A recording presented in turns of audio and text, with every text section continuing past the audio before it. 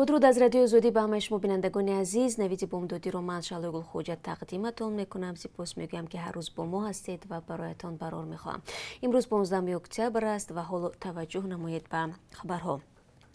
کمیسیون مرکزی انتخابات تاجیکستان روز 14 اکتبر نتیجه های نهایی انتخابات پرزیدنتی را اعلام کرد و امامعلی رحمان را دیگر باره رئیس جمهوری انتخاب شده حسابید.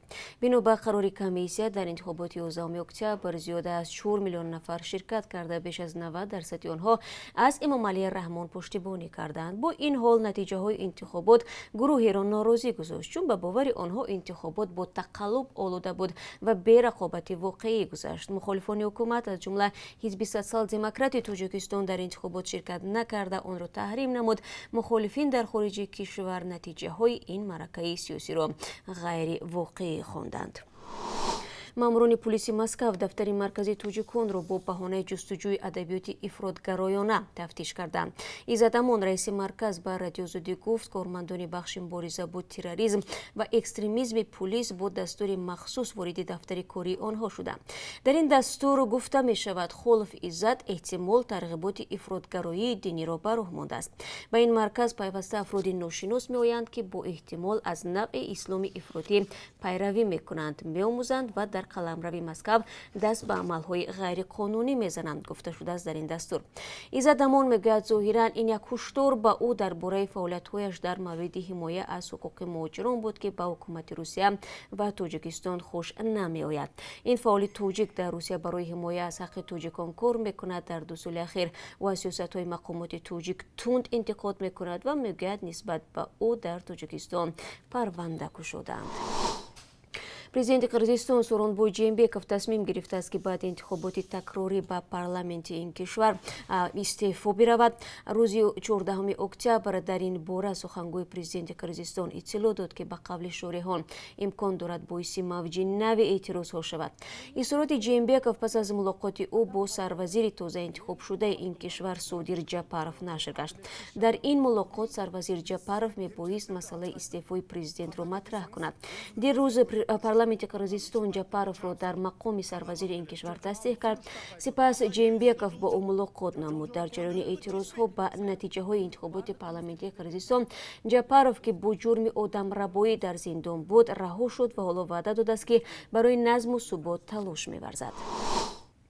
همسر حکمت‌الله سیف‌الله‌زاده عضو زندانی حزب فعالیتش در تاجیکستان ممنوع نهضت اسلامی در یک صحبت با رادیو زودی گفت شوهر محبوسش در زندان حالش تباه است. او به دوا و درمان نیاز دارد ولی پیوندان نمی‌توانند برایش کمک رسانند. فراغت سنگین و همسر حکمت‌الله سیف‌الله‌زاده ادعا دارد که شوهر زندانیش به کووید 19 گرفتار شده است و او را درست معالجه نمی کنند. ادعایی که مقامات می گویند بی اساس است. اون کس از همین درد دل، فشار بلندی اذیت کشیده ایستادند. اون کس برای من گفتن که من همین کسلی کرونا ویروس شده گذشتم. تماما به حالم وضعیتم به زیب گفته همین خیلی وای کردم. که روزی من داروهای وای آدم رسانده نمیتونم، زندگی مشکل، من حال در یگانجا کار نمیکنم. برای همین نمیدونم چیکار کنیم. اینجا فرزندم است، اینجا شوهرم. میگوید برای داروهای شوهرش در یک ماه تا 200 سومانی و برای طبابت او هر 3 ماه 1500 سومانی لازم است که ندارند. روزی من میخواهم که همین سطح زندگی ما باید کمتر حکومت جمهوری تاجیکستان ما به این نوبت گیرم. من مثال کار نمیکنم. من زنی که خونشین، سلامتیم خوب نی، فرزندی خوردیم بیمار و من طبابت کار نتوانسته ایستادم. همسر عضو زندانی حزب ممنوع نهضت اسلامی میگوید که اجازه مکالمه زیاد با شوهرش ندارد و نگران احوال اوست. از ماه ینور تا حاضر مهون یگان بار روبرو یا واخری کوتاه مدت اقلا ندادند. فقط خواهش کردیم که بعد 8 ماه یک مرتبه از همون درون زندان با همون تلفن مؤسسه همراه ما هم صحبت شدند. بعد وای حاضر کن در یک هفته یک مرتبه هم صحبت میشن و فقط 1 مینوت گپ میزنن. اونجا همین سلام علیک میکنیم تمام. دیگر هیچ چی گفته نمیتوانیم. мансурҷон умаров масъули умури зиндонҳо дар вазорати адлия мегӯяд дидорбинӣ бо тамоми маҳбусон барои роҳ надодан ба сирояти коронавирус манъ аст. ӯ гуфт вазъи сиҳатии сайфуллозода хуб аст, вале эътироф кард ки дар маҳбас ҳамаи доруҳо дастрас нест. ҳикматулло сайфуллозодаи 70-сола узви раёсати ҳизби мамнӯи наҳзати исломиро соли 2016 бо гуноҳи даст доштан дар табаддулоти нофарҷоми моҳи сентябри соли 2015 ба 16 соли зиндон маҳкум карданд. худаш мегӯяд ҳеҷ гуноҳе накардааст ва иттиҳомот беасосанд. созмонҳои ҳомии ҳуқуқ борҳо аз ҳукумати тоҷикистон хостанд ки ӯро аз зиндон озод кунанд. шумо навиди бомдодиро тамошо доред. дар тоҷикистон ҷазоро барои барангехтани кинаву адовати миллӣ сабуктар карданд. дар ин замина рӯзи гузашта вакилони маҷлиси намояндагон аз ислоҳот ба кодекси ҳуқуқвайронкунии маъмурӣ ҷонибдорӣ карданд. мин баъд барои барангехтани кинаву адовати миллӣ, нажодӣ, маҳалгароӣ ва ё динӣ ҷазои маъмурӣ татбиқ мегардад. қаблан барои ин амал то 5 соли зиндон таҳдид мекард. тибқи тағйироти ворид карда, акнун агар ин амалҳо дар маърази ом ё бо истифода аз васоити ахбори ома содир шавад, ҷарима ва ё аз 5 то 10 шабонарӯз ҳабси маъмурӣ пешбинӣ мекардад. вале дар сурати такрори ин амал шаҳрвандонро аз 2 то 5 сол зиндонӣ хоҳанд кард. солҳои охир дар тоҷикистон даҳон нафар бо ҷурми барангехтани кинаву адовати миллӣ ва мазҳабӣ аз ҷумла дар шабакаҳои иҷтимоӣ ба муҳлатҳои дароз зиндонӣ шуданд. коршиносон мегӯянд мақомот фаҳмиданд ки аксар вақт мардум надониста зери ягон навишта лайк мегузоранд ва барои ин дуруст нест ки солҳо паси панҷара бираванд.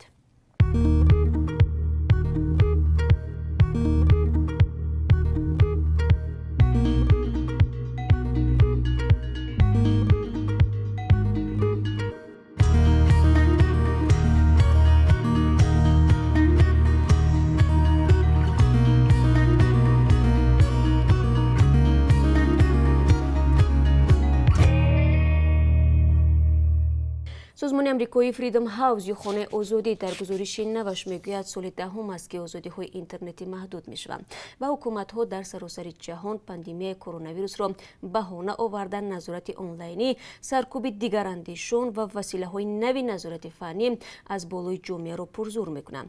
гузорише бо номи озодӣ дар шабакаҳои созмони воқеъ дар Вашингтон ки 14 октябр нашр шуд мегӯяд мақомот дар даҳҳо кишварҳо бо баҳонаи COVID-19 қудрати афзояндаи назоратро тақвият медиҳанд.